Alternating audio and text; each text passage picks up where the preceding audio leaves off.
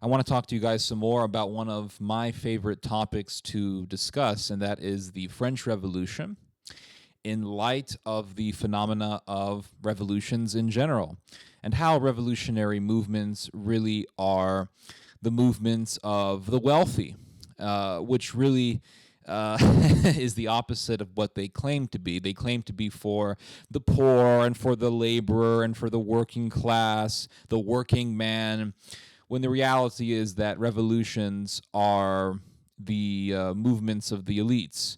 They are basically the elites using the regular folk as a means to get what they want, which is more wealth and power. Basically, revolutions are a way for the wealthy to ride on the backs of the laborer, getting the regular people to do all the dirty work, which is killing people, so that they can get so that they can acquire some profit. So I was reading a book. It was called The Gods of Revolution by Christopher Dawson, and this is a fascinating book. I like to read books, but the problem is that I rarely ever find a book that I can't stop reading. Usually I have to force myself to finish books because they tend to go off on subjects that are kind of dry to me, especially when they go on and on and on about economic issues. And I understand that that is necessary, but it's not something that I find to be the most riveting. I like to talk about ideology and the effects of ideology on society. And I also like to talk about how I like to inquire into how political and ideological movements are actually the opposite of what they claim to be. They always claim to be for the rich, they always claim to be for the poor. They always claim to be for the laborer and the working man, but the reality is that they are for the wealthy, the elites, the nobles, the bourgeoisie, the industrialists, etc. The Nazis presented themselves as the National Socialists. They presented themselves as fighting for the cause of the working German. But the reality was that it was the big industrialists who wanted Hitler to be in power, who put Hitler into the position of chancellor. It wasn't exactly the German people, even though plenty of German people wanted Hitler to be in power. It was the industrialists who ultimately put Hitler in power. Because they believed that through the Third Reich, they can make lots of money. And they did with slave labor camps. So going back to the French Revolution, let's talk a little bit about this because it's pretty fascinating. So in the French Revolution, the property of the church was confiscated by the revolutionary government. In the early stages of the revolution, the rebels established a political entity that would essentially eclipse the power of the monarchy. It was called the National Constituent Assembly. Now, eventually, this was disbanded, but it was the conduit of political power for these rebels. And the assembly began to confiscate the property belonging to the church. It began to take the churches and the monasteries. And churches and monasteries, if you've ever seen churches and monasteries in Europe, you will know that they are extremely, extremely beautiful. They are really prime real estate. Many of them have excellent views of the mountains or the oceans or the city. They're worth an exorbitant amount of money. Whoever can put their hands on property like this will make lots and lots of cash. That is inevitable. So the assembly confiscated the church properties and began to sell them to very wealthy investors. And these investors made huge amounts of cash by selling these properties and making money off of them.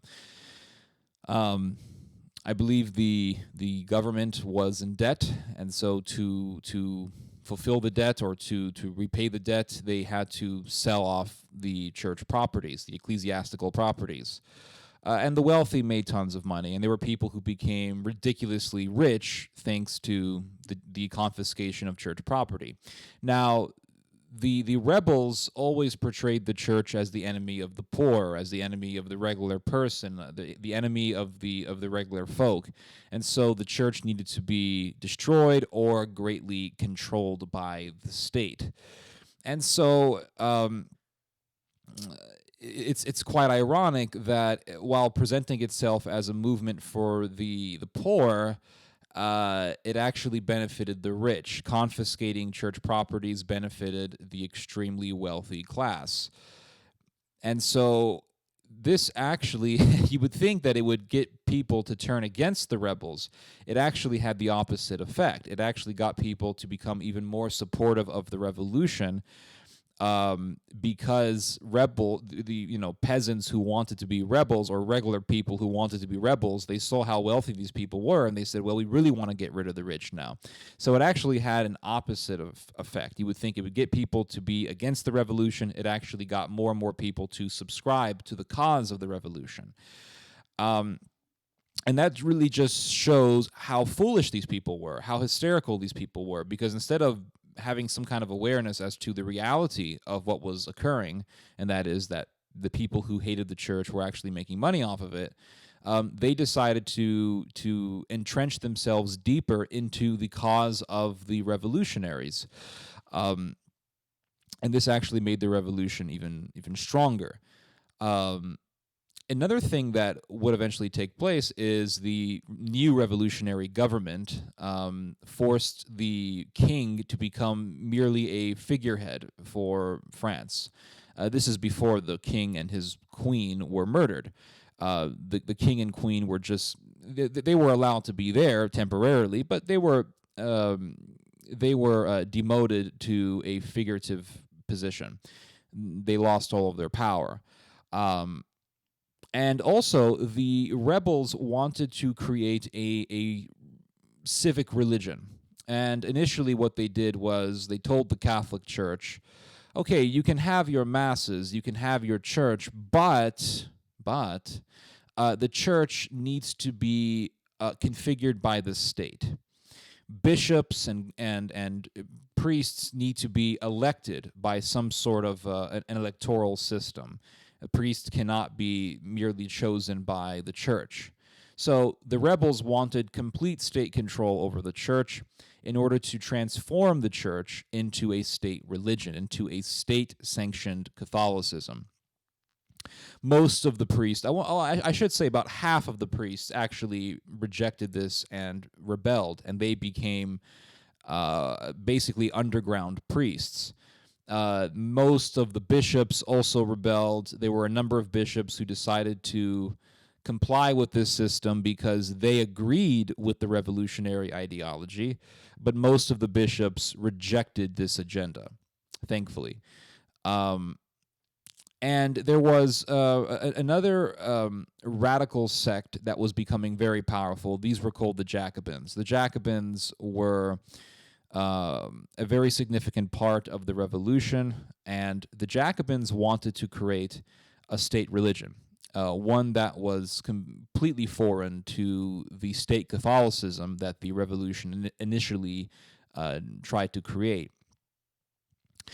And this new religion would be a nationalist religion, and it would be revolved around something called the altar of the fatherland. So these Jacobins, they wanted to create not just a civic religion, but a nationalistic religion, the altar of the fatherland. Now, when you hear something like the altar of the fatherland, I don't know about you, but that greatly reminds me of the Third Reich with the obsession with the fatherland. And when you say the altar of the fatherland, that is really the epitome of everything wrong with nationalism, because what it signifies is the worship of race, the worship of nation. And that's what the Jacobins wanted. Now, it's very fascinating because conservatives, and I don't condemn nor blame conservatives for doing this, because I understand what their intentions are. But conservatives love to pin the French Revolution to the left. And to a great extent, and I will give them this, to a great extent, they're actually correct. They are not incorrect for doing this, because the term left and right originate in France. And it was a term, or these were terms that were used to define the two main factions in France. You had the people who were loyal to the monarchy, and these were people who would sit on the right side of the parliament. And then you had people who hated the monarchy, and these would sit on the left side. So people who hated the monarchy were called left. They were labeled as left, and the opposite were labeled as right. So I don't blame conservatives for saying, the French Revolution is an example of left-wing fanaticism, and they're correct. But I must add something. To this. Nationalism can be utilized by both the left and the right, just as populism can be utilized by both sides. The idea of right-wing and left-wing has changed over the years. Today, we don't say, right-wing automatically signifies someone who wants a monarchy, because we have German right-wingers, we have American right-wingers, and these aren't calling for a king, at least not necessarily. And then we have lefties, and these people aren't necessarily exactly the same as the people in France, but we tend to associate leftists with people who praise Marx, or they want to establish some kind of Marxist utopia. But what I will say is that nationalism can be utilized by both, and nationalism is not necessarily confined to left-wing ideology or right-wing ideology. Nationalism can actually, it can be seen on both sides. It can overlap between the left and the right. And in the French Revolution, we saw nationalism. In fact, Augustin Baruel, who to me wrote the most detailed account of the secret societies behind the French Revolution, states quite clearly that there was a revolutionary organization in France that called themselves the Patriots. If you look at the main leadership of the French Revolution, you will find mainly three figures. You will find Marat, Robespierre, and George Danton. And Danton believed in the sentiment of patriotism in the cause of the revolution. So when I hear conservatives saying, well, the revolution was left-wing, I'm not going to completely disagree with them. But what I will tell them is really a warning. I will say, well, conservatives love to praise nationalism, be it American nationalism or European nationalism or Japanese nationalism. And so if you are going to express a warning about the left and connect it with the French Revolution, I will have to critique them by saying, well, if you're going to condemn the French Revolution, you also need to condemn nationalism, because nationalism was a great sentiment of the rebels, hence why the Jacobins had the altar of the fatherland. And so we need to be wary of the dangers of nationalism. The Jacobins wanted to force all of the Catholics to be part of a state religion. Priests were butchered. Nuns were raped and murdered. Yes, this did happen. And the persecution began, just like this. And eventually, there was a massacre that took place, I want to say in 1791, in which the rebels went into a prison and for 4 days massacred all of the prisoners. Many of the prisoners in this prison were political prisoners. Many of them were priests, and hundreds of priests were murdered in this massacre. Most of them were common criminals, and they were massacred in the thousands. Again, this massacre lasted for 4 days. And what was the purpose of killing all of these people? Well, they wanted to murder the priests who were opposing the revolutionary cause. They wanted to murder anyone who opposed the revolutionary cause. But they also murdered common criminals who had no connection at all with the French Revolution. So what was the purpose of murdering these people?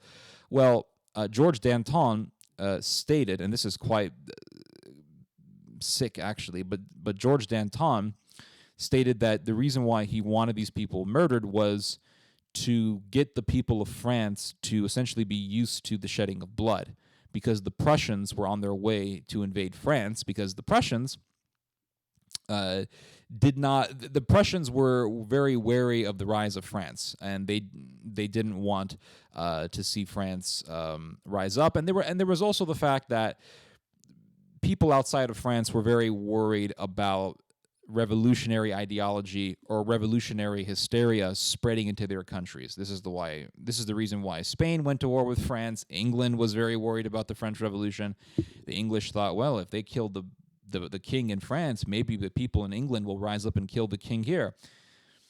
So the Danton, he was trying to get the French to become very warlike, and one of the things that he did to do this was to organize a massacre, and he did. And the persecution continued on. Many priests were murdered. Thousands of priests fled to England. Hundreds of thousands of Catholics were murdered, especially in the area of the Vendée. This was the consequence of revolutionary hysteria. And guess what? The bourgeoisie got rich. Poor people were the biggest victim of the French Revolution. The majority of the people who were murdered were peasants. These were peasants who were very loyal to the king and were also very Catholic, and they were murdered by the hundreds of thousands like cattle. And the French Revolution ultimately served the elitist capitalists of France. So this whole nonsense of, well, we're here to help the poor is complete crap. You can say the same thing about the Russian Revolution as well. There were people who got wealthy with that. And the Nazi National Socialists, the German National Socialists also benefited the industrialists. So what I will say is that revolutions are not for who they say they're for. They say they're for the regular man. In reality, they're for the people who are the wealthiest. You can even say this about the American Revolution. The biggest funder for the American Revolution was a guy named Robert Morris, and the only reason why people like Morris funded the revolution was because they wanted to make money without any sort of hindrances from regulation from the British government. And it wasn't too long after the American Revolution that people were prepared to do another revolution, because by then the continental dollar had essentially become worthless, and they were pissed because they said, well, we fought the British and now we can't even use the currency. And so the founding fathers of the country needed to act fast and ameliorate that problem. But even in the American Revolution, there were people willing to support it in order to make lots and lots of profit. So yeah, I really don't care for revolutions. My philosophy is my life good? Do I have an opportunity to support myself and my family? Am I relatively safe? Do I have the right to protect myself? Do I have the right to be happy? And I think that is to me good enough. So I'm not really crazy about revolutions. That's just my position. Anyway, you guys just heard some theology. God bless.